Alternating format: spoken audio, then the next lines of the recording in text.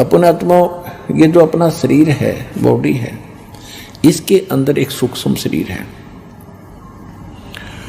कभी आप सुबह सुबह 10 बजे से 11 बजे 10 बजे के आसपास सूर्य की तरफ पीठ करके और अपनी छाया को देखना, छाती में, छाया की छाती में दृष्टि गड़ाना 1 मिनट बगैर पलक झपकाए, और फिर उसको सामने देखना।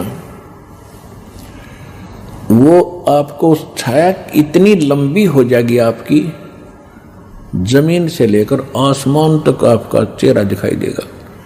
यानी सूक्ष्म शरीर की जो प्रतिमा हमारी आंखों अंदर है, वो आंखों के द्वारा बाहर आ जाती है, उसकी फोटो हो जाती है, वो फोटो बाहर आ जाती है, और वो इतनी लंबी होती है, आसमान से सिर और जमीन पर पैर दिखाई देंगे। इसको सूक्ष्म शरीर कहते हैं। और जिनका ये सूक्ष्म शरीर भक्ति से युक्त हो जाता है तो उसमें ज्यादा तेज दिखाई देता है प्रकाश। इसके ऊपर और भी बहुत से लक्षण बताए हैं ऐसे ऐसे, वो उसके ऊपर आपने नहीं जाना है, ध्यान नहीं देना, उन बातों को छोड़ना, क्योंकि वो तो जो भक्ति नहीं करते उनके लिए लक्षण बता रखे हैं कि सिर ना दिखे तो उसकी मौत हो जाएगी 5-4 दिन में, ऐसा हाथ नहीं दिखेगा तो भाई मरे का पत्नी मरे, उसकी नो का। तो इससे हमने कोई लिंक नहीं, क्योंकि हम तो भगवान की शरण में आ गए, हमारे ऊपर वो लक्षण काउंट नहीं करेंगे, अफेक्ट नहीं करेंगे। फिर भी हमने सिर्फ ये 2 दास बताना चाहता है कि जो विराट रूप होता है इसी को कहते हैं।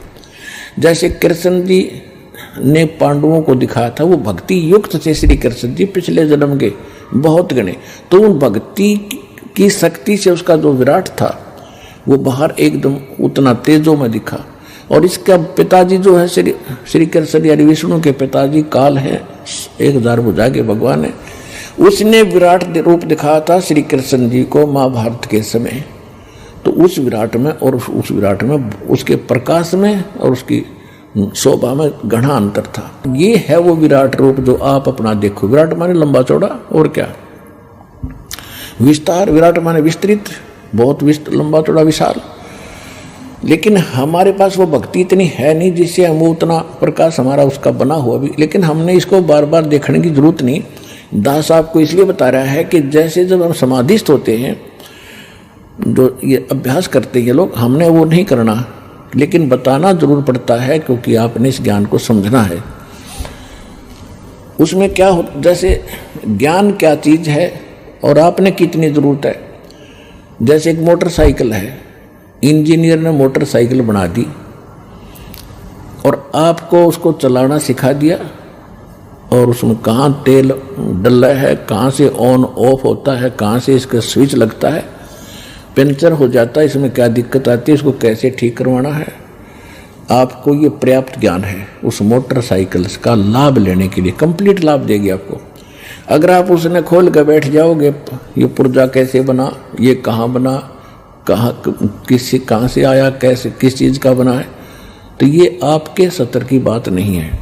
इसी प्रकार ये दास इस भक्ति मार्ग का इंजीनियर है, आपको राम नाम की मोटरसाइकिल गाड़ी बना के दे दी है, इसको कैसे संभाल के रखना है, कैसे चलाना है, कैसे इसकी सुरक्षा करें, इतना पर्याप्त आपके लिए। बाकी ज्ञान समझाने के लिए बताना पड़ता है। कोई नो ना सोचे कबीर साहब को ज्ञान नहीं था, ये संस्कृत बोलने वाले ऋषियों को हम विद्वान मान्या करते, इसलिए सारा कुछ बताना पड़ता है। तो ये अभ्यास करा करते ऋषि लोग, तो ये ध्यान लगाते हैं। ध्यान में क्या होता है कि ये सूक्ष्म शरीर इतना बड़ा होता है, ऊपर तक चला जाता है।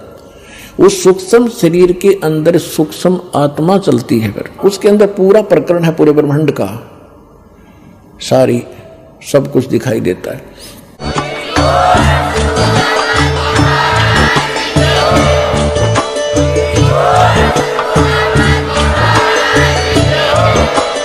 आप सुन रहे थे जगत गुरु तत्वदर्शी संत रामपाल जी महाराज जी के मंगल प्रवचन। अधिक जानकारी के लिए विजिट कीजिए हमारी वेबसाइट www.jagatgururampalji.org। संत रामपाल जी महाराज जी के शुभ आशीर्वाद से पूरे विश्व भर में 500 से भी ज्यादा नाम दीक्षा केंद्र हैं, जिन पर संत रामपाल जी महाराज जी द्वारा ऑनलाइन निशुल्क नाम दीक्षा दी जा रही है। अपने नजदीकी नाम दीक्षा केंद्र का पता करने के लिए संपर्क करें 8222880541।